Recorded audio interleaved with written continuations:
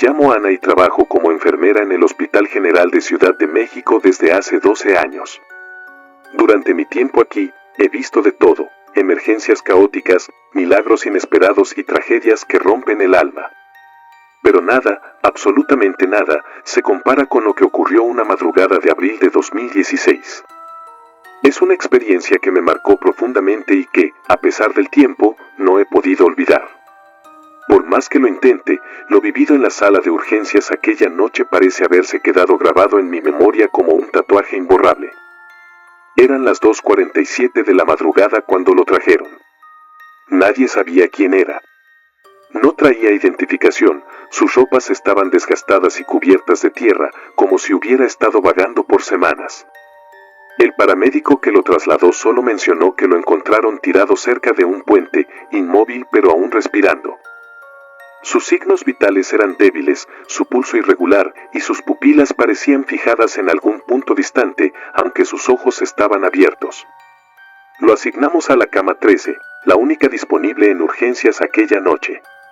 Esa cama siempre había tenido mala fama entre el personal, pero en medio del caos no había tiempo para supersticiones. Desde el momento en que cruzó las puertas de la sala, todo se sintió fuera de lugar. No había ningún olor especial, ningún sonido extraño, pero algo en el ambiente cambió, como si el aire se volviera más pesado, más denso. Al intentar conectarlo a los monitores, las máquinas comenzaron a fallar inexplicablemente. Primero, el monitor cardíaco empezó a marcar cifras imposibles, 200 pulsaciones por minuto y luego 0, de un instante a otro. Reiniciamos el equipo, pero el problema continuó. Intentamos cambiarlo de dispositivo, pero el segundo monitor ni siquiera encendía. La enfermera a mi lado, Patricia, murmuró algo sobre lo raro que estaba todo, pero ambas seguimos trabajando sin decir más. Lo estabilizamos lo mejor que pudimos, aunque su estado seguía siendo crítico. Su presión arterial era tan baja que parecía imposible que estuviera vivo. Los médicos decidieron intubarlo, pero cada vez que nos acercábamos a su rostro, parecía que el ambiente se enfriaba alrededor. Su piel era pálida, casi traslúcida, y su respiración era apenas perceptible. Hubo un momento en el que sentí que no estábamos tratando con un ser humano normal, pero lo descarté como simple cansancio. No era la primera vez que me tocaba un caso extraño. A las 4:13 de la mañana, todo terminó. El monitor, que había estado funcionando erráticamente, emitió un pitido largo y continuo. Sus signos vitales desaparecieron por completo. Realizamos maniobras de resucitación durante 15 minutos, pero no hubo respuesta. El doctor encargado declaró oficialmente la hora de su muerte. Recogimos el equipo, cubrimos su cuerpo con una sábana blanca y dejamos la habitación lista para que el personal de la morgue lo recogiera.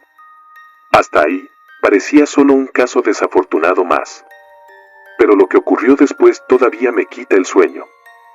Eran las 5:22 cuando regresé a la sala para revisar otros pacientes. Pasé frente a la cama 13 y, por costumbre, eché un vistazo rápido. La sábana seguía cubriendo su cuerpo, pero había algo diferente. El pliegue de la tela sobre su brazo parecía ligeramente movido, como si alguien hubiera intentado apartarla.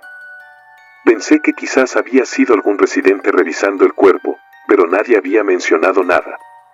Decidí ignorarlo y seguir con mi trabajo. Minutos después, mientras revisaba a otro paciente en la cama contigua, sentí algo que no puedo explicar, la certeza de que alguien me observaba. Volteé hacia la cama 13 y me congelé. La sábana que cubría su rostro ahora estaba descubierta, dejando al descubierto su cabeza. Sus ojos, que antes estaban cerrados, estaban abiertos, fijos en el techo. Me acerqué, intentando buscar una explicación lógica. Quizás la sábana se había deslizado accidentalmente. Pero lo que vi en su rostro me paralizó. Aunque estaba clínicamente muerto, su expresión parecía diferente. Su boca, que había estado cerrada, ahora tenía una ligera curva, como si esbozara una sonrisa. Una sonrisa que no era de paz, sino de algo perturbador, como si supiera algo que yo no. Fui a buscar al médico, quien revisó el cuerpo de inmediato. Confirmó que no había signos de vida y me dijo que debía estar alucinando por la falta de sueño. Me sentía avergonzada, pero no podía quitarme la sensación de que algo no estaba bien. Decidí dejar la habitación por un momento para calmarme. Caminé hasta la estación de enfermería, me serví un café y traté de distraerme, pero la imagen de sus ojos abiertos no salía de mi mente. Cuando volví a la sala de urgencias, noté que la cama 13 estaba vacía. Pensé que tal vez los de la morgue ya habían venido por el cuerpo, pero nadie del personal había reportado nada. Revisé con los de seguridad, pero tampoco tenían registro de que alguien hubiera sacado el cadáver. Entré de nuevo a la sala y busqué en cada rincón, incluso en las habitaciones adyacentes, pero no había rastro de él. Fue como si simplemente se hubiera desvanecido.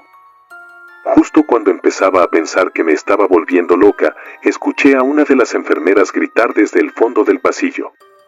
Corrí hacia ella y la encontré frente a la entrada del almacén de medicamentos, pálida y temblando.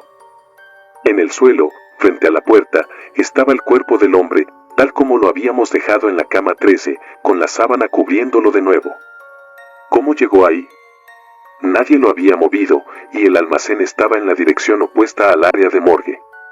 Todo parecía imposible, pero no había tiempo para preguntas. El jefe de turno ordenó llevarlo de inmediato a la morgue, sin más retrasos. 2 camilleros lo recogieron y lo llevaron en silencio por los pasillos. En el resto del turno, intenté concentrarme en mi trabajo, pero la atmósfera seguía siendo extraña. Sentía que cada rincón del hospital estaba más oscuro de lo normal, más pesado. Incluso los pacientes parecían más inquietos esa noche. Al día siguiente, antes de irme, decidí bajar a la morgue para asegurarme de que el cuerpo estuviera ahí. Al llegar, el encargado me miró confundido. Me dijo que no habían recibido ningún cadáver de la sala de urgencias esa madrugada. Revisé el registro y, efectivamente, no había constancia de su ingreso. Subí de nuevo a urgencias y pregunté a los camilleros, pero juraron haber llevado el cuerpo a la morgue como se les ordenó. Nadie supo explicarme qué había pasado. Esa misma noche, el personal nocturno reportó una serie de apagones breves en la sala de urgencias. Las luces parpadeaban sin razón aparente y varios pacientes mencionaron ver a alguien caminando entre las camas, aunque los registros de seguridad no mostraron a nadie extraño entrando o saliendo del área.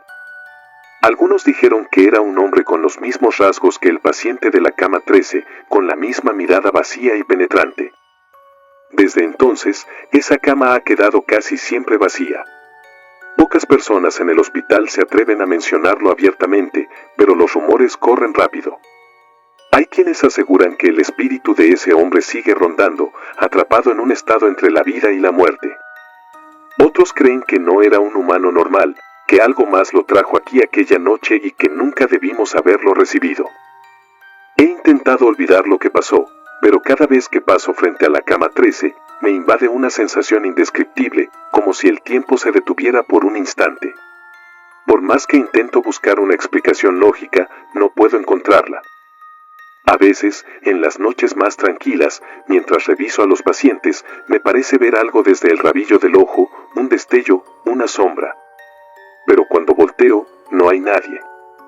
Lo que ocurrió con ese hombre sigue siendo un misterio, uno que probablemente nunca se resuelva. Sin embargo, hay algo de lo que estoy segura, no todos los que llegan al hospital buscan ayuda. Algunos traen consigo algo mucho más oscuro, algo que no pertenece a este mundo y que quizás nunca se irá del todo. La risa en el pasillo 3. Las noches en el hospital tienen una particularidad que no encuentras en ningún otro lugar. Cuando el mundo afuera duerme, dentro, los pasillos parecen un universo paralelo donde el tiempo se detiene y las historias que nunca deberían contarse comienzan a manifestarse. Trabajo como enfermero en el turno nocturno del Hospital General de Guadalajara, en el área de pediatría. He estado aquí por casi 5 años, pero lo que ocurrió en 2019 sigue siendo la experiencia más perturbadora de mi vida. A veces, mientras intento dormir después de un turno, cierro los ojos y la veo, en ese mismo pasillo. Su risa sigue resonando en mi memoria, como si nunca hubiera salido de ahí. El rumor comenzó como suelen empezar estas cosas, entre bromas y comentarios al aire de los compañeros. Se hablaba de una niña con trenzas que aparecía en el pasillo 3, justo donde están las habitaciones de aislamiento. La niña perdida, decían algunos, como si fuera un juego.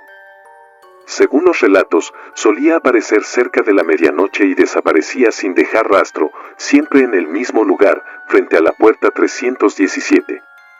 Nadie le daba demasiada importancia al principio. En un hospital, especialmente en turnos nocturnos, estás tan acostumbrado al cansancio y al estrés que empiezas a ver cosas que no están ahí. Era fácil culpar a la fatiga, al reflejo de una luz o a una mente demasiado activa. La primera vez que escuché sobre ella fue durante un descanso.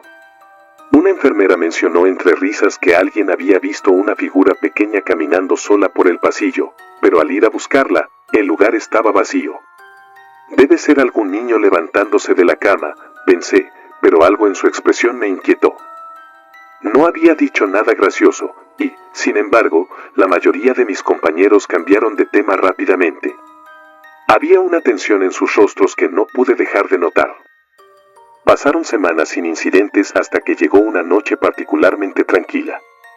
Apenas teníamos pacientes en pediatría y, como siempre, me asignaron a hacer rondas por los pasillos para revisar que todo estuviera en orden. Eran las 2:15 de la madrugada y la calma era abrumadora. No se escuchaba ni el zumbido del sistema de ventilación. Era una de esas noches en las que el hospital parece estar en pausa, un silencio tan absoluto que incluso tus propios pasos parecen un estruendo. Cuando giré hacia el pasillo 3, la vi por primera vez. Era pequeña, no más de 7 u 8 años. Llevaba un vestido blanco sencillo y el cabello peinado en 2 trenzas. Estaba parada frente a la puerta 317, inmóvil. Lo primero que pensé fue que algún niño se había escapado de su cama, así que caminé hacia ella para ayudarla a regresar. Pero a medida que me acercaba, algo no cuadraba. Estaba demasiado quieta. No se giraba, no hacía ruido, ni siquiera parecía respirar. Era como si estuviera pintada en el aire, una figura que no pertenecía al entorno.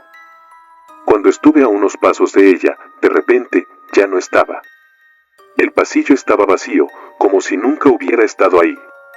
Miré a mi alrededor, buscando una explicación lógica. Tal vez había corrido hacia alguna de las habitaciones, pensé. Revisé todas las puertas cercanas, pero los pacientes estaban dormidos y sus monitores en calma. No había nadie despierto, nadie que pudiera explicar lo que acababa de pasar. Me repetí que debía ser el cansancio.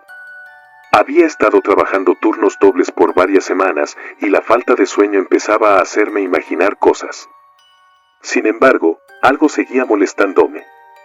La claridad de la imagen de esa niña no parecía propia de una alucinación. Incluso ahora, puedo recordar cada detalle de su rostro, la palidez de su piel, el brillo inexplicable en sus ojos oscuros. Durante los días siguientes, no pude sacarme la imagen de la cabeza. Comencé a preguntar a mis compañeros sobre la historia de la niña. Algunos evitaban el tema por completo, mientras que otros compartían fragmentos de relatos que parecían demasiado parecidos a lo que yo había vivido. Una enfermera mayor me dijo, con un tono que parecía más un consejo que una broma, que evitara el pasillo 3 a altas horas de la noche. Según ella, nadie había visto a la niña de cerca y salido ileso de la experiencia. No quise prestarle atención, pero una parte de mí no pudo ignorar el miedo en su voz. Fue entonces cuando decidí investigar por mi cuenta. Revisé los registros del hospital buscando incidentes relacionados con el área de pediatría. Lo que encontré me dejó sin palabras. Hace casi 10 años, una niña llamada Camila había fallecido en la habitación 317. Era una paciente regular del hospital, conocida por su condición crónica y su dulzura. Los reportes indicaban que murió tras un error médico, una dosis incorrecta de medicación administrada por accidente. Lo que más me inquietó fue la fecha de su muerte. Ocurrió exactamente el 3 de abril, el mismo día en que la vi por primera vez en el pasillo. Esa noche, el pasillo 3 estaba más vacío que de costumbre. Las luces parpadeaban ligeramente, como si lucharan por mantenerse encendidas. Mis rondas me llevaron una vez más a esa zona, y aunque intenté no pensar demasiado en lo que había leído, el recuerdo de su rostro seguía persiguiéndome. Pasé frente a la puerta 317 y me detuve. Había algo extraño en el aire, una sensación de quietud que no podía ignorar. Miré hacia el fondo del pasillo, y allí estaba ella, exactamente en el mismo lugar donde la había visto la primera vez. Esta vez no traté de acercarme. Me quedé observándola desde lejos, tratando de entender qué estaba viendo. Fue entonces cuando ocurrió algo que nunca podré olvidar. La puerta 317, que había estado cerrada desde que comenzó mi turno, se abrió lentamente, como si alguien la empujara desde el interior. Miré hacia la niña, pero ya no estaba. En su lugar, la puerta permanecía entreabierta, dejando ver solo oscuridad en su interior. Me acerqué con cautela, sintiendo una presión extraña en el pecho. Dentro de la habitación no había nada fuera de lo común. La cama estaba vacía, los monitores apagados.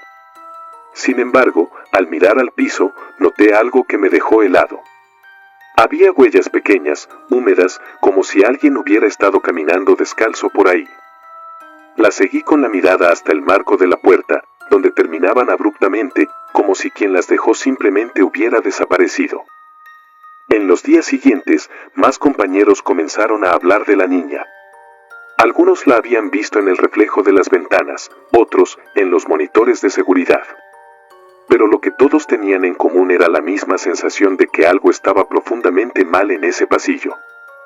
Aunque intenté mantenerme profesional y no dejar que el miedo se apoderara de mí, comencé a notar pequeños cambios en mí mismo. Las noches parecían más largas y el tiempo en el hospital se volvía cada vez más pesado. Algunos pacientes empezaron a quejarse de risas lejanas durante las madrugadas, risas que no podían provenir de ningún lugar lógico. Con el tiempo, el hospital tomó medidas. Cerraron la habitación 317 y comenzaron a evitar usar el pasillo 3 durante las noches. Pero, aunque el lugar quedó desierto, su presencia no desapareció. A veces, mientras hago mis rondas, todavía siento que alguien me observa desde las sombras. A veces, al girar rápidamente, creo ver un destello blanco, el borde de un vestido o un cabello oscuro en movimiento. Pero nunca está ahí cuando miro de nuevo. Hasta el día de hoy, la risa de Camila sigue escuchándose en las noches más silenciosas, como un recordatorio de lo que sucedió en esa habitación. Nadie puede explicar por qué sigue ahí, pero una cosa es segura, el pasillo 3 nunca volverá a ser el mismo, y yo tampoco. La mujer del baño del personal. Mi nombre es Valeria. Llevo trabajando como enfermera desde hace 10 años, y aunque he vivido muchas noches largas en hospitales, hay una que jamás podré olvidar. Es la clase de experiencia que te marca, que te hace cuestionarte si lo que viste realmente ocurrió o si tu mente, agotada por la falta de sueño, jugó contigo. Pero no importa cuánto trate de racionalizarlo, no puedo negar lo que vi y sentí aquella madrugada. Fue real, y desde entonces, el baño del personal en el Hospital General quedó grabado en mi memoria como un lugar al que nunca quiero volver. El turno nocturno tiene una energía distinta al del día. Los pasillos se vacían, las luces se atenúan ligeramente y el hospital parece otro lugar. Los sonidos de monitores y máquinas de oxígeno se vuelven más intensos, como si el silencio los amplificara. Ese turno en particular comenzó como cualquier otro. Había pocos pacientes, nada urgente, solo la rutina habitual de rondas y ajustes de medicamentos. Sin embargo, desde que llegué al hospital esa noche, había algo extraño en el ambiente, algo que no podía identificar pero que me hacía sentir inquieta. El baño del personal siempre había sido motivo de bromas y rumores entre mis compañeros. Se decía que en las noches más silenciosas se podía escuchar a una mujer llorando dentro, y que más de uno había salido corriendo de ahí sin una explicación clara. Los más veteranos hablaban de una enfermera que, años atrás, se quitó la vida en ese mismo baño, después de recibir una noticia devastadora. Nadie sabía con certeza si la historia era real, pero lo que sí era un hecho es que todos evitábamos usarlo de noche. Yo tampoco creía en esas historias. Al menos no hasta esa madrugada. Eran cerca de las 3 de la mañana cuando me di cuenta de que necesitaba usar el baño. Había aguantado lo más que podía, intentando ignorar la necesidad, pero ya no era posible. Sabía que no tenía otra opción, y aunque me sentía ridícula por dudar, no pude evitar que un escalofrío, o algo muy parecido, recorriera mi cuerpo mientras me acercaba al pasillo donde estaba el baño. El lugar estaba oscuro, iluminado solo por una luz fluorescente que parpadeaba ligeramente. Abrí la puerta con cuidado, y el sonido de mis pasos resonó en el piso de cerámica. El olor a limpiador de baño era fuerte, casi abrumador, como si alguien hubiera tratado de cubrir algo más con ese aroma químico. Las paredes estaban húmedas, algo común en ese baño, pero esa noche parecía que el aire estaba más pesado, como si se resistiera a moverse. Me acerqué a uno de los lavabos para lavarme las manos antes de entrar a un cubículo, y fue entonces cuando lo escuché. Al principio, era muy leve, como si viniera desde lejos. Pero pronto se volvió más claro, un llanto suave, entrecortado, que parecía provenir de uno de los cubículos al fondo. Me quedé inmóvil, tratando de procesar lo que estaba escuchando. Mi primera reacción fue pensar que tal vez era una compañera que se había metido al baño para llorar en privado. No sería la primera vez que alguien usaba ese lugar para desahogarse durante un turno difícil. Caminé lentamente hacia los cubículos. El sonido del llanto continuaba, y con cada paso que daba, parecía más cercano, más real. Llegué al último cubículo, donde el sonido era más fuerte. La puerta estaba cerrada, pero no del todo. Me agaché ligeramente para mirar por debajo, buscando los pies de alguien, pero no vi nada. A pesar de eso, el llanto continuaba. Estaba claro que provenía de ese lugar. Mi corazón latía con fuerza mientras extendía la mano para empujar la puerta. La abrí de golpe, esperando encontrar a alguien ahí, pero no había nadie. El cubículo estaba completamente vacío. El llanto cesó en ese instante. Me quedé mirando el espacio vacío, intentando encontrar una explicación lógica. Tal vez el sonido venía de algún otro lugar, me dije. Pero algo dentro de mí sabía que eso no era cierto. Sentí una presión en el pecho, una urgencia por salir de ahí, pero antes de que pudiera moverme, algo más ocurrió. El espejo frente a los lavabos comenzó a empañarse lentamente, como si el aire caliente de un aliento invisible lo estuviera cubriendo. La temperatura en el baño no era lo suficientemente cálida para que eso ocurriera, pero ahí estaba, formando una capa borrosa que cubría toda la superficie. Observé, incapaz de apartar la mirada, mientras una frase comenzó a formarse en el espejo. Las letras aparecían como si alguien las estuviera escribiendo desde el otro lado, trazadas con un dedo invisible. Ayúdenme. Mis piernas se congelaron. Era imposible apartar la mirada del espejo. Cada letra parecía cargada de desesperación, inclinadas y marcadas con fuerza, como si quien las escribiera estuviera gritando en silencio. El baño estaba completamente en silencio, salvo por el sonido irregular de mi respiración. Me obligué a reaccionar. Salí corriendo del baño sin mirar atrás, atravesando el pasillo hasta llegar a la estación de enfermería.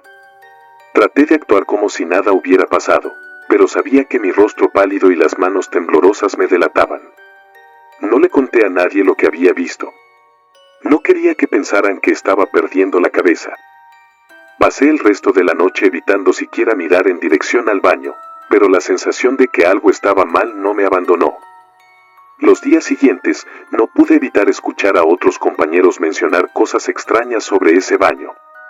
Algunos decían que escuchaban pasos cuando no había nadie más ahí. Otros afirmaban haber visto sombras moverse por debajo de las puertas cerradas.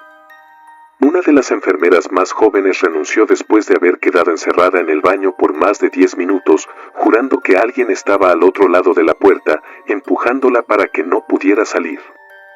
Con el tiempo, la administración decidió clausurar el baño, argumentando que necesitaba reparaciones estructurales. Colocaron una cinta amarilla en la entrada y lo dejaron abandonado. Nadie preguntó mucho al respecto, y el personal comenzó a usar un baño en otro piso. Pero incluso después de haberlo cerrado, los rumores continuaron. Algunas noches, los guardias juraban escuchar el sonido de la llave del lavabo goteando, o el sonido de un llanto leve que venía desde adentro. Han pasado años desde aquella noche, pero todavía sueño con ese espejo y esas palabras escritas con tanto dolor: ayúdenme. Me he preguntado muchas veces quién era esa mujer, si la historia de la enfermera que se quitó la vida era real, o si había algo más en ese baño que nadie entendía. Todo lo que sé es que, cada vez que recuerdo esa noche, siento que dejé algo pendiente, algo que nunca podré resolver. Algunos lugares no solo guardan historias, parecen atraparlas, reteniéndolas para siempre entre sus paredes. El baño del personal es uno de esos lugares. Y aunque ahora evito ese hospital, sé que hay cosas que no importa cuánto intentes olvidar, siempre encuentran la manera de quedarse contigo. La maldición de la enfermera Martina. Nunca he sido supersticioso. En mis años como enfermero, aprendí a no dejarme llevar por los rumores que corren como pólvora en los hospitales. Al final del día, la medicina está llena de ciencia, lógica y hechos. Eso es lo que me repetía una y otra vez cuando ingresé al Hospital General de Puebla en 1998. A mis 24 años, estaba emocionado de comenzar una nueva etapa en mi vida. El hospital era antiguo, con pasillos largos y techos altos que parecían guardar historias de décadas pasadas. Al principio, esas historias no me interesaban en lo más mínimo. Pero eso cambió cuando me asignaron el casillero número 23. Desde el primer día, escuché hablar de Martina. Según contaban los más veteranos, ella era una enfermera que había trabajado ahí en los años 80. Su historia era tan trágica como escalofriante. Su esposo, un hombre controlador y violento, la acusó de serle infiel con un médico del hospital. Martina negó todo, pero las peleas se intensificaron hasta que una noche, su esposo llegó al hospital con una caja de chocolates. Se reconciliaron frente a sus compañeros, o al menos eso pareció. Pero los chocolates estaban envenenados. Martina murió horas después, en una de las mismas camas donde había atendido a tantos pacientes. Desde entonces, su espíritu se convirtió en leyenda. Decían que Martina rondaba los vestidores del personal, específicamente el casillero 23, que había sido el suyo. Nadie quería usarlo. Contaban que quienes lo ocupaban empezaban a vivir experiencias extrañas, sombras en los espejos, ruidos inexplicables, incluso pesadillas recurrentes. Algunos juraban que sentían una presencia detrás de ellos cuando se cambiaban. Por supuesto, pensé que eran solo historias para asustar a los nuevos. No le di importancia cuando me asignaron ese casillero. Para mí, era solo un pedazo de metal oxidado en un vestidor mal iluminado. Los primeros días fueron normales. Guardaba mis cosas, cerraba el casillero y me iba a trabajar. Nada fuera de lo común. Pero entonces, pequeñas cosas comenzaron a suceder. Al principio, noté que la puerta del casillero estaba entreabierta cuando llegaba, aunque estaba seguro de haberla cerrado. Pensé que quizá había olvidado el candado o que algún compañero estaba jugando una broma. Luego empecé a encontrar mis cosas fuera de lugar, mi uniforme doblado de manera distinta o mis zapatos girados en direcciones opuestas. Aún así, seguía buscando explicaciones lógicas. Quizá el casillero tenía una ligera inclinación y hacía que las cosas se movieran. Una noche, después de un turno especialmente agotador, regresé al vestidor para cambiarme. El hospital estaba en silencio. Era casi medianoche y el lugar tenía una tranquilidad inquietante. Abrí el casillero y noté algo extraño en el interior.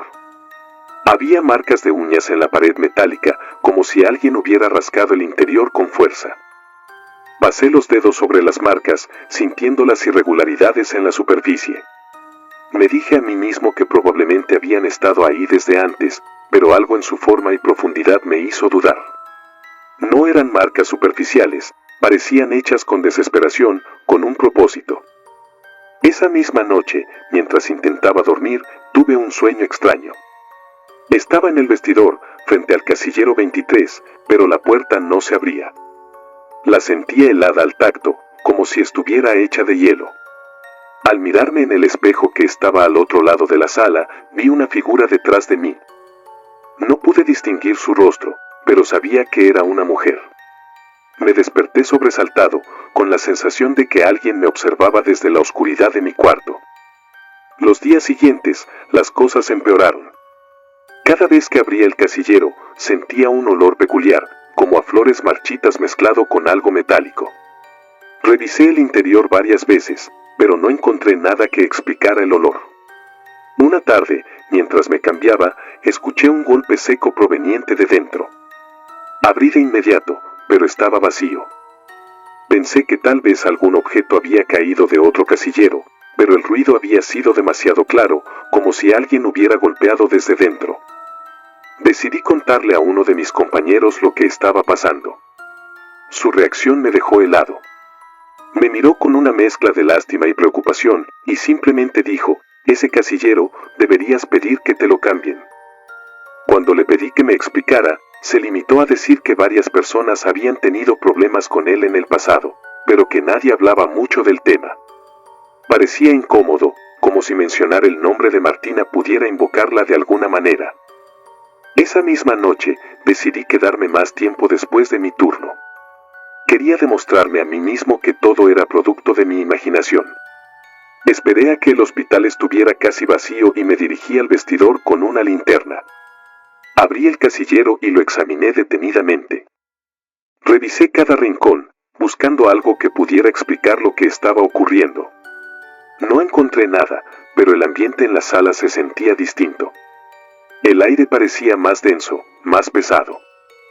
Cuando me giré para salir, algo llamó mi atención en el espejo.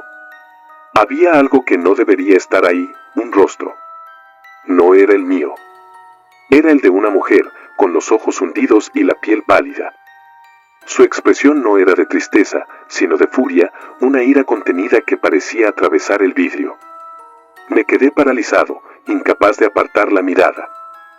En un parpadeo, ya no estaba. El espejo reflejaba solo la sala vacía. Desde entonces, mi relación con el casillero cambió.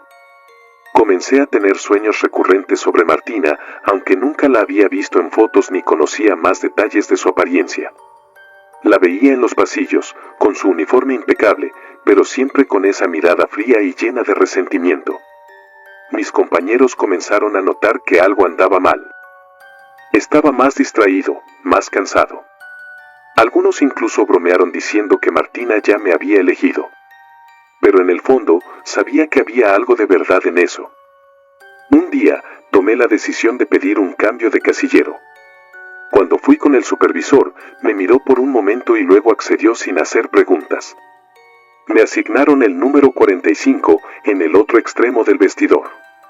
Pero incluso después de cambiarme, la sensación de estar siendo observado no desapareció. Alguien más ocupó el casillero 23 poco después, pero no duró mucho tiempo. A los pocos días, lo abandonó sin dar explicaciones. Con el tiempo, el casillero 23 quedó vacío. Nadie quería usarlo y el personal dejó de asignarlo. Ahora, cada vez que paso por el vestidor y veo esa puerta cerrada, siento una punzada de inquietud. No sé si fue mi imaginación, el estrés o algo más, pero lo que viví en ese lugar es algo que nunca podré olvidar. Algunos dicen que Martina sigue ahí, atrapada entre el odio y el dolor. Y aunque intento no pensar en ello, hay noches en las que todavía veo su rostro en mis sueños, observándome desde el otro lado del espejo, como si estuviera esperando algo. El quirófano maldito. El quirófano tiene una energía distinta a cualquier otro lugar del hospital. Es un espacio donde la vida y la muerte convergen, donde cada segundo cuenta y donde no hay margen para errores. Después de 15 años como enfermera quirúrgica en el Hospital Central de Monterrey, pensaba que ya lo había visto todo, emergencias imposibles, complicaciones inesperadas y milagros que desafiaban la lógica médica. Pero lo que ocurrió en el quirófano 2 de enero de 2021 me hizo cuestionar todo lo que creía saber sobre la realidad. Es una experiencia que todavía me sigue persiguiendo, incluso ahora, cuando cierro los ojos. Era una tarde como cualquier otra. La cirugía programada era de rutina, una apendicectomía. El paciente era un hombre joven, de unos 28 años, sin antecedentes relevantes. se encontraba tranquilo y estable al ingresar al quirófano. Yo estaba a cargo de los instrumentos, asegurándome de que todo estuviera en su lugar y listo para la intervención. El equipo estaba completo, el cirujano, 2 residentes, el anestesiólogo y yo. Todo parecía estar en orden. El procedimiento comenzó sin contratiempos. El anestesiólogo administró la anestesia, el cirujano hizo la incisión inicial y los residentes asistían como siempre. La luz blanca y brillante del quirófano iluminaba cada rincón de la sala, reflejándose en los instrumentos perfectamente esterilizados. Yo estaba concentrada, pasando las pinzas y bisturís al ritmo de las indicaciones del cirujano.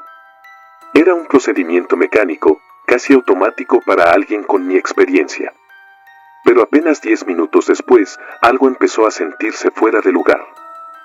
Lo primero que ocurrió fue algo tan sutil que apenas lo noté, un sonido metálico. Uno de los instrumentos quirúrgicos cayó al suelo sin que nadie lo tocara. Lo recogí rápidamente, pensando que tal vez no lo había colocado bien en la bandeja. Pero apenas lo dejé a un lado, otro instrumento cayó, esta vez con más fuerza, como si alguien lo hubiera empujado deliberadamente. El cirujano levantó la vista un momento, confundido, pero no dijo nada y siguió trabajando. Yo también traté de ignorarlo. Tal vez estaba siendo descuidada, aunque sabía que eso era muy poco probable. Unos minutos después, ocurrió algo más extraño. El monitor que registraba las constantes vitales del paciente comenzó a fallar. Los números en la pantalla parpadeaban y se desvanecían, como si el equipo estuviera perdiendo energía. Pero el resto de los monitores funcionaba perfectamente. El anestesiólogo revisó las conexiones y no encontró nada anormal. Cambió el cable, pero el problema persistía. Fue entonces cuando el paciente, que debería estar completamente sedado, comenzó a moverse. Primero fue un ligero temblor en sus manos, algo que podría haberse interpretado como un reflejo nervioso. Pero después su cuerpo entero se tensó, y antes de que alguien pudiera reaccionar, abrió los ojos de golpe. Lo miré directamente y sentí que algo estaba mal, profundamente mal. Sus ojos no parecían enfocados en nada de lo que había en la sala. No miraba ni al cirujano, ni a las luces, ni a los monitores. Estaba mirando algo detrás de nosotros. El anestesiólogo intentó estabilizarlo, aumentando la dosis de sedantes. Pero antes de que pudiera reaccionar, el paciente comenzó a gritar. Su voz era ronca, casi irreconocible, y aunque estaba demasiado alterado para articular palabras claras, sus gestos lo decían todo. Señalaba hacia el rincón del quirófano, un espacio vacío donde no había nada ni nadie. Sus gritos se hicieron más desesperados, y trató de levantarse de la mesa, aunque los médicos lo sujetaron rápidamente. Fue entonces cuando dijo algo que nos heló a todos: ahí está. Está aquí, observándonos. La intensidad de sus palabras era tal que el quirófano entero se sumió en un silencio sepulcral. Nadie dijo nada, pero todos miramos al rincón al que él apuntaba. No había nada allí, solo las paredes blancas e impolutas. Finalmente, el anestesiólogo logró sedarlo de nuevo, y el paciente volvió a caer en un estado inconsciente. El cirujano, visiblemente afectado, trató de retomar la operación, pero era evidente que algo había cambiado en el ambiente. No era solo el comportamiento del paciente. Era algo más. Algo que no podíamos ver, pero que todos sentíamos. Los instrumentos comenzaron a caer con más frecuencia. No uno o dos, sino varios al mismo tiempo. El sonido metálico resonaba en la sala, como si alguien estuviera barriendo la bandeja con fuerza. Cada vez que me giraba para recogerlos, sentía como si algo estuviera justo detrás de mí, pero al voltear, no había nada. El cirujano se quejó en voz baja, pidiendo que nos concentráramos, pero yo apenas podía mantener la calma. Entonces, las luces comenzaron a parpadear. Era como si la electricidad fallara, pero solo en esa sala. Los monitores funcionaban intermitentemente y el ventilador mecánico emitía un pitido irregular. La sensación de que algo no estaba bien se intensificó y empecé a notar un cambio en la temperatura de la sala. Era sutil, pero suficiente para hacer que el vello de mis brazos se erizara. Algo estaba allí con nosotros, aunque no podía verlo. A mitad de la cirugía, el cirujano detuvo el procedimiento. Había perdido completamente la concentración. Sus manos temblaban ligeramente y una gota de sudor le caía por la frente, algo inusual para alguien con tanta experiencia. Dijo que era mejor cerrar la herida y trasladar al paciente a otro quirófano. Mientras preparábamos todo para moverlo, ocurrió lo más aterrador de toda la noche. El rincón al que el paciente había señalado comenzó a oscurecerse, como si la luz no pudiera alcanzarlo. No fue algo inmediato, sino un cambio gradual, pero evidente. La pared blanca adquirió un tono grisáceo, como si una sombra densa se estuviera acumulando ahí. Todos lo vimos. Ninguno dijo una palabra, pero nuestras miradas se cruzaron, confirmando que no era una alucinación colectiva. El cirujano terminó de suturar rápidamente y el anestesiólogo desconectó al paciente para trasladarlo. Mientras lo sacábamos del quirófano, sentí algo que nunca antes había experimentado en mi vida, una opresión en el pecho, como si el aire en esa sala se hubiera vuelto pesado, denso, imposible de respirar. Era como si algo nos estuviera empujando hacia afuera, obligándonos a irnos. Al cruzar la puerta con la camilla, tuve la sensación de que algo estaba detrás de nosotros, observándonos mientras nos alejábamos. El quirófano 2 fue clausurado temporalmente después de ese incidente. Los técnicos revisaron el equipo y no encontraron nada fuera de lo normal. Todo funcionaba perfectamente cuando se probaba fuera del contexto de la cirugía. Sin embargo, nadie quiso volver a usar esa sala. Con el tiempo, los rumores comenzaron a circular entre el personal. Algunos decían que años atrás, un cirujano había muerto repentinamente en medio de una operación en ese quirófano. Otros hablaban de pacientes que nunca despertaron de la anestesia en esa sala, a pesar de no tener complicaciones aparentes. Desde ese día, evito pasar cerca del quirófano 2. Incluso ahora, años después, cada vez que pienso en lo que ocurrió, siento un nudo en el estómago. No sé qué fue lo que vimos o lo que ocurrió realmente en esa sala, pero estoy segura de que no fue algo normal. Hay cosas que la ciencia no puede explicar, cosas que no deberían estar en lugares como un hospital. Y aunque nunca lo admitiría frente a mis compañeros, a veces, mientras camino por los pasillos en las noches más silenciosas, todavía siento que algo me observa desde la distancia, esperando a que vuelva a entrar en ese quirófano maldito. El uniforme maldito. En un hospital, los objetos tienen un peso que va más allá de su utilidad. Camillas, bisturís, sillas de ruedas y hasta los uniformes son testigos mudos de los momentos más intensos de la vida y la muerte. Pero a veces, esos mismos objetos parecen absorber más que el desgaste del tiempo.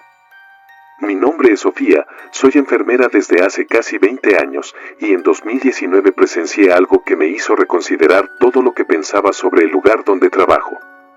No fue un caso médico extraordinario, ni una emergencia fuera de lo común. Fue un uniforme olvidado, una prenda insignificante en apariencia, pero que cambió el ambiente de todo el hospital. Todo comenzó con Isabel, una enfermera que había llegado hacía apenas 2 semanas. Joven, entusiasta y siempre dispuesta a aprender, Isabel encajó rápidamente con el equipo, aunque algunos de nosotros notábamos que tenía una curiosa tendencia a ignorar las advertencias o recomendaciones que le dábamos. Parecía pensar que todo era exageración o simple bromería del personal más veterano. En aquel entonces, en la sala de descanso del segundo piso, había un uniforme azul perfectamente doblado que llevaba meses ahí, en el fondo de un estante. Nadie sabía quién lo había dejado, ni por qué seguía ahí. Nadie lo tocaba, nadie lo movía. Era como si ese uniforme estuviera olvidado a propósito, como si el aire que lo rodeaba fuera más pesado que el resto de la sala. No sé quién fue el primero en advertirlo, pero todos en el equipo evitábamos esa prenda. Quizá porque, sin razón aparente, nos incomodaba. Había algo extraño en ese uniforme. Cada vez que lo veía, me parecía más oscuro de lo que debería ser. Su tono azul lucía opaco, como si el tiempo hubiera drenado el color. Pero lo que realmente me hacía mantenerme lejos era la sensación de que no pertenecía allí, como si su lugar estuviera en otro sitio, o con alguien más. Isabel, sin embargo, no sabía nada de esto. Una noche, al terminar un turno particularmente ajetreado, entró a la sala de descanso empapada de sudor y molesta porque su uniforme se había manchado de sangre. «Voy a usar ese que está en el estante», dijo antes de ponérselo y volver al área de urgencias. Nadie se atrevió a detenerla. Para ser sincera, creo que ninguno de nosotros esperaba que realmente lo hiciera. Cuando salió vestida con él, algo cambió en su rostro. Era casi imperceptible, pero parecía más pálida, más cansada. No le dimos demasiada importancia en ese momento, aunque ahora me arrepiento de no haber dicho algo. Esa misma noche, Isabel comenzó a quejarse de sentirse mal. Se tomó la temperatura, pero no tenía fiebre. Aún así, se veía agotada, como si le hubieran robado toda la energía. Insistió en que estaba bien y terminó su turno, pero al día siguiente su aspecto era aún peor. Llegó con ojeras profundas y el rostro demacrado, como si no hubiera dormido en semanas, aunque apenas habían pasado unas horas desde que la vi por última vez. Le pregunté si todo estaba bien, y solo asintió con una sonrisa débil. Volvió a usar el uniforme azul, como si fuera el único que tuviera. Eso me llamó la atención, porque todos teníamos varios uniformes de repuesto, y era raro que alguien repitiera uno tan seguido, especialmente cuando había otros disponibles. Los días pasaron, y la situación con Isabel empeoró. Su piel se veía cada vez más pálida, y sus manos temblaban al sostener los instrumentos. En varias ocasiones, la sorprendí mirando fijamente hacia la nada, como si viera algo que el resto no podía percibir. Una vez, al acercarme, noté que murmuraba algo en voz baja. No pude entender las palabras, pero su tono era apagado, casi ausente. Cuando le pregunté qué le pasaba, me miró como si no me reconociera. Fue en ese momento cuando empecé a preocuparme de verdad. Una noche, mientras revisábamos los turnos, Isabel me confesó algo extraño. Me dijo que no había podido dormir bien desde que había usado aquel uniforme. Sus sueños estaban plagados de imágenes borrosas, rostros que no podía reconocer pero que parecían observarla con insistencia. Despertaba varias veces en la madrugada, convencida de que alguien estaba en su cuarto, aunque cada vez que encendía la luz, no había nadie. Lo más perturbador era que aseguraba escuchar su nombre. Según ella, la llamaban desde lugares imposibles, desde los rincones oscuros de las habitaciones, desde los pasillos vacíos del hospital y, a veces, incluso desde dentro de los muros. Aunque intenté consolarla, mis propias dudas comenzaban a crecer. Sabía que algo estaba mal, aunque no podía explicarlo. Otros compañeros también empezaron a notar su comportamiento errático. Isabel olvidaba las cosas con frecuencia, y su torpeza en el trabajo se volvió peligrosa. En un hospital, cualquier error puede ser fatal, y algunos sugirieron que tal vez no estaba preparada para el ritmo del turno nocturno. Pero yo sabía que había algo más. Todo esto había comenzado desde el día en que usó ese uniforme. No podía ser una coincidencia. El clímax llegó una madrugada. Habíamos tenido una noche relativamente tranquila, lo cual siempre es extraño en el hospital, como la calma que precede a una tormenta. De repente, un grito desgarrador rompió el silencio. Venía del baño de la sala de descanso. Corrimos hacia allá y encontramos a Isabel en el suelo, con las rodillas dobladas y las manos cubriéndose el rostro. Su respiración era errática, y todo su cuerpo temblaba descontroladamente. Cuando logramos calmarla lo suficiente para que nos dejara ayudarla, nos dijo entre lágrimas que había visto algo en el espejo. Aunque sus palabras eran incoherentes, logramos entender lo esencial. Según ella, mientras lavaba sus manos, alzó la vista y vio a una mujer reflejada detrás de ella, de pie, observándola. No era alguien que reconociera, pero la descripción que dio fue escalofriante. Habló de una figura alta, con el rostro parcialmente oculto por una sombra y ojos que parecían brillar en la oscuridad. Dijo que la mujer no se movía, pero que la sensación de su presencia era tan intensa que sintió como si estuviera a punto de tocarla. Después de ese incidente, Isabel no volvió al hospital. Renunció al día siguiente, enviando un mensaje escueto en el que explicaba que no podía continuar trabajando allí por motivos personales. Nadie la volvió a ver y sus cosas quedaron en su casillero durante semanas hasta que alguien las recogió en su nombre. El uniforme azul también desapareció. No sé si Isabel se lo llevó consigo o si alguien más lo movió, pero desde entonces la sala de descanso nunca volvió a sentirse igual. Han pasado años desde aquello, pero el recuerdo sigue vivo entre los que estuvimos ahí. Algunos intentan racionalizarlo, diciendo que Isabel estaba bajo mucho estrés o que su reacción fue producto del cansancio extremo. Pero yo sé lo que vi en sus ojos aquella noche y no era algo que pudiera explicarse con simples argumentos médicos. Había un miedo profundo, un terror que venía de algo más allá de nuestra comprensión. Hoy en día, cada vez que paso por la sala de descanso del segundo piso, no puedo evitar mirar hacia el estante donde estuvo aquel uniforme. Aunque ya no está, la sensación de inquietud permanece, como si algo invisible hubiera quedado impregnado en el lugar. Tal vez era solo un uniforme, un pedazo de tela inerte.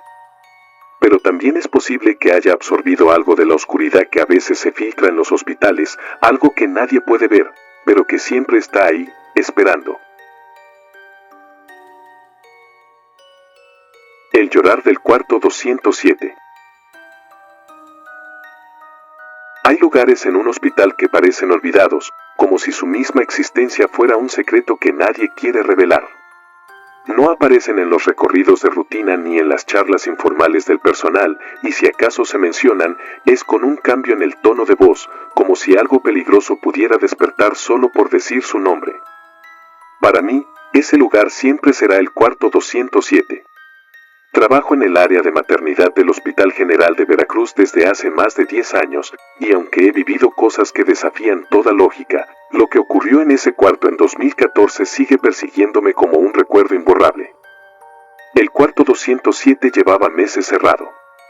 Oficialmente, estaba en reparaciones, aunque todos sabíamos que no era cierto. El hospital tiene sus fallas, pero nunca deja que una habitación tan valiosa permanezca inutilizable tanto tiempo sin una buena razón. La verdadera historia era mucho más oscura. Ese cuarto había sido escenario de varios decesos en circunstancias extrañas. Pacientes que llegaban estables y sin complicaciones, de pronto presentaban hemorragias o fallos cardíacos sin explicación médica. En menos de un año, al menos 3 mujeres habían muerto ahí, y sus bebés tampoco sobrevivieron. Los rumores no tardaron en propagarse. El cuarto 207 está maldito, decían algunos.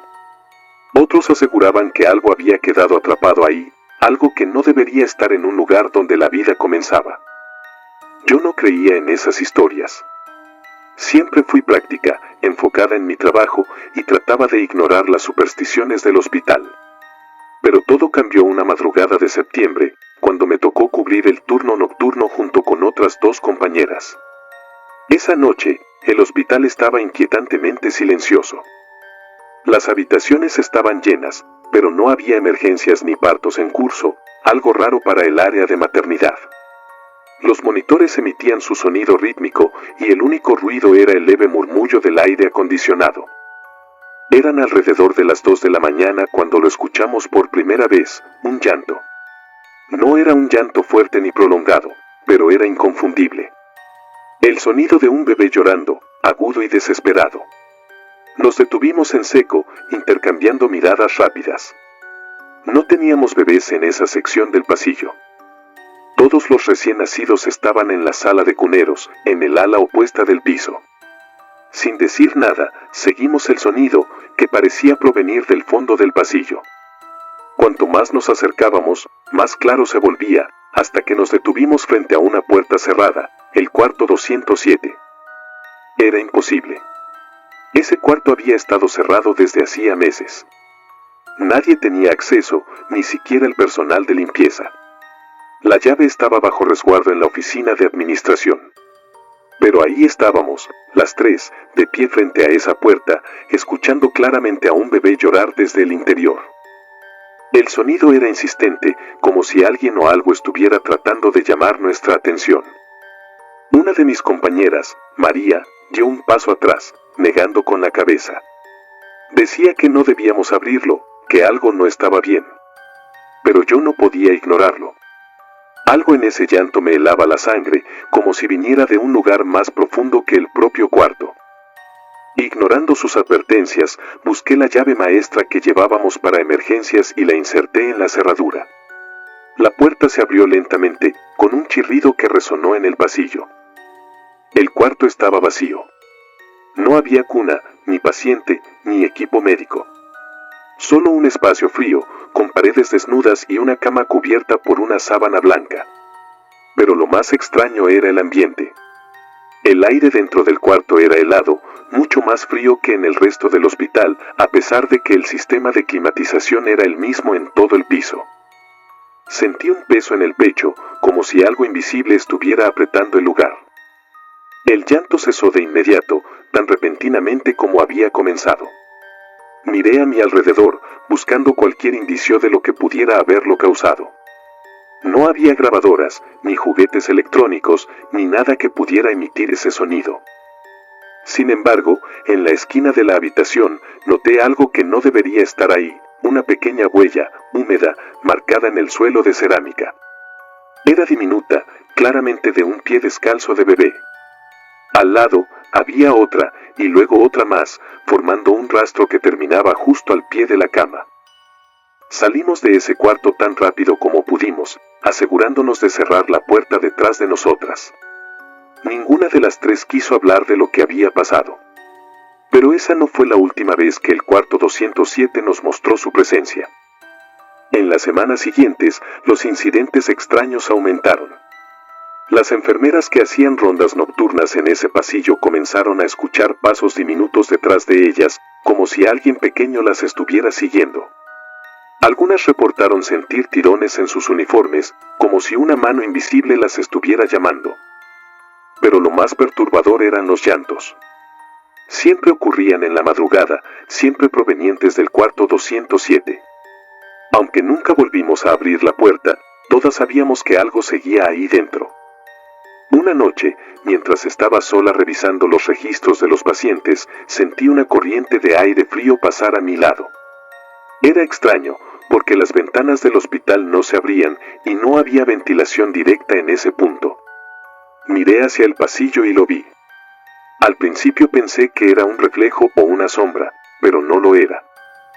Era una figura pequeña, apenas visible, que parecía moverse lentamente hacia el cuarto 207. Era como si estuviera hecha de humo, una silueta infantil que se desvanecía cada vez que trataba de enfocarme en ella. Esa fue la última vez que trabajé en el turno nocturno. Pedí ser trasladada a las mañanas y evité pasar por ese pasillo tanto como pude. Otros no fueron tan afortunados. Escuché historias de médicos que veían cunas moverse solas, de pacientes que decían escuchar risas de niños en la madrugada y de madres que, después de dar a luz, soñaban con un bebé que nunca había nacido. El hospital decidió remodelar la sección de maternidad el año siguiente y el cuarto 207 fue convertido en un almacén. Pero incluso ahora, años después, los rumores persisten. Algunos dicen que, durante la noche, los guardias escuchan ruidos extraños desde el interior. Otros aseguran que, si te quedas en silencio cerca de la puerta, puedes escuchar un llanto lejano, como el de un bebé buscando a su madre. A veces pienso en lo que ocurrió y trato de encontrarle una explicación lógica. Tal vez fue el estrés, la falta de sueño, o simplemente mi mente jugando trucos. Pero entonces recuerdo el frío de ese cuarto, la huella en el suelo y la figura que vi moverse en el pasillo. Y sé que hay cosas que no pueden explicarse, cosas que no pertenecen a este mundo pero que, de alguna manera, encuentran un camino para quedarse. El cuarto 207 es uno de esos lugares. Y, aunque ya no trabajo ahí, sé que nunca podré olvidar lo que sentí esa noche. La habitación 302. En 2020, mientras el mundo enfrentaba el caos de la pandemia, los hospitales se convirtieron en trincheras donde la vida y la muerte luchaban a diario. Trabajaba en el Hospital General de León como enfermera en la zona de aislamiento. Eran tiempos agotadores, física y emocionalmente. Había noches en las que las camas nunca se vaciaban, días en los que nos despedíamos de pacientes con la esperanza de volver a verlos y semanas enteras donde el peso del silencio era más aterrador que el ruido de las emergencias. Pero entre todo lo que viví en ese tiempo, hay una noche que nunca he podido borrar de mi memoria. La noche en la que descubrí que algunas cosas no se terminan, ni siquiera con la muerte. La habitación 302 era como cualquier otra. Una cama hospitalaria, monitores, una mesa auxiliar y una ventana que daba al estacionamiento trasero. No había nada especial en ella, salvo por el hecho de que esa noche la ocupaba un paciente llamado Jorge. Era un hombre de unos 50 años, con rostro cansado y ojos que reflejaban el peso de una enfermedad que no perdonaba. Llegó al hospital con un cuadro severo de insuficiencia respiratoria. El oxígeno apenas le bastaba, y los médicos no eran optimistas sobre sus posibilidades. Esa noche, el ambiente en la sala de aislamiento era más pesado que de costumbre. Había algo en el aire que no podía identificar, pero que todos parecíamos sentir. Mi turno comenzó a las 10 de la noche. Las primeras horas pasaron sin contratiempos, revisando pacientes, ajustando medicamentos y asegurándome de que todo estuviera en orden. A las 2 de la madrugada, Jorge falleció. No fue inesperado. Habíamos estado monitoreándolo de cerca, pero incluso cuando esperas algo así, la muerte nunca deja de ser impactante. Apagué los monitores y cubrí su cuerpo con una sábana blanca, como lo había hecho tantas veces antes. Tomé sus pertenencias personales, un reloj, una billetera y un rosario, y las guardé en una bolsa de plástico etiquetada con su nombre. Decidí llevar las pertenencias al área destinada para los objetos de pacientes fallecidos. Mientras me dirigía hacia allí, me detuve frente a la puerta de la habitación 302. Algo me hizo girar la cabeza. Miré hacia adentro a través del vidrio de la puerta, y lo vi. La silueta de un hombre estaba de pie junto a la cama, justo donde momentos antes había estado el cuerpo de Jorge. Por un instante, pensé que alguien había entrado por error, tal vez otro paciente o algún miembro del personal. Abrí la puerta para verificar, pero no había nadie. La cama estaba vacía, cubierta con la sábana blanca. Todo estaba en su lugar. Sacudí la cabeza, atribuyendo lo que vi al cansancio acumulado. Esa semana había trabajado turnos dobles y apenas había dormido. Al salir del cuarto, las luces del pasillo comenzaron a parpadear. Primero pensé que era un fallo eléctrico, algo común en el edificio. Pero había algo en el ritmo del parpadeo que no se sentía aleatorio. Era como si cada destello siguiera un patrón, como si intentara comunicar algo. Me apresuré a dejar la bolsa con las pertenencias y volví al área de descanso. No mencioné nada a mis compañeros. No quería que pensaran que estaba perdiendo la cabeza. Durante el resto del turno, evité pasar cerca de la habitación 302. Pero no podía dejar de sentir que algo me observaba. Cada vez que cruzaba el pasillo, tenía la sensación de que alguien estaba parado al otro lado de la puerta, mirando fijamente hacia mí. Intenté enfocarme en mi trabajo, pero una extraña tensión no me dejaba en paz. Al día siguiente, una de mis compañeras me preguntó si había notado algo extraño en la 302. Me contó que esa madrugada, mientras hacía su ronda, escuchó un sonido que provenía de la habitación. Parecía el clic de un interruptor, como si alguien estuviera encendiendo y apagando la luz. Pero cuando revisó, la habitación estaba completamente vacía. Le conté lo que había visto, pero ambas decidimos no compartirlo con más personas. En esos días, el personal estaba tan agotado que lo último que necesitábamos eran rumores que alimentaran el miedo. Sin embargo, las cosas no se detuvieron ahí. En las semanas siguientes, otros compañeros comenzaron a reportar cosas extrañas. Algunos dijeron que, al pasar frente a la 302, sentían un frío repentino, como si hubieran entrado en un congelador. Otros aseguraban escuchar murmullos desde dentro, aunque la habitación estuviera vacía. Un médico incluso afirmó haber visto la silueta de un hombre reflejada en el vidrio de la puerta mientras revisaba su tablet en el pasillo. Cada experiencia se sumaba a una lista creciente de eventos inexplicables que rodeaban ese cuarto. Una noche, mientras revisaba las hojas de ingreso, recibí una llamada desde la central de enfermería. La cámara de seguridad del pasillo había detectado movimiento frente a la habitación 302. Cuando revisamos el video, lo que vimos nos dejó helados. Durante unos segundos, se podía ver claramente la figura de un hombre parado frente a la puerta. No se movía, pero su postura era extraña, casi antinatural. Luego, en un parpadeo, desapareció. Nadie pudo explicar lo que había ocurrido. Con el tiempo, la habitación 302 quedó vacía. Los supervisores decidieron no asignarla a nuevos pacientes, alegando problemas técnicos con el sistema de ventilación. Pero todos sabíamos que esa no era la verdadera razón. La habitación se convirtió en un espacio olvidado, un lugar que todos evitaban incluso cuando pasaban por el pasillo. A veces, durante los turnos nocturnos, las luces aún parpadeaban frente a su puerta, como si algo estuviera tratando de salir. Han pasado años desde esa experiencia, pero todavía pienso en Jorge y en lo que ocurrió esa noche. Me pregunto si realmente vi lo que creo haber visto, o si fue el estrés jugando con mi mente. Pero una parte de mí sabe que lo que ocurrió en la habitación 302 no fue una simple coincidencia.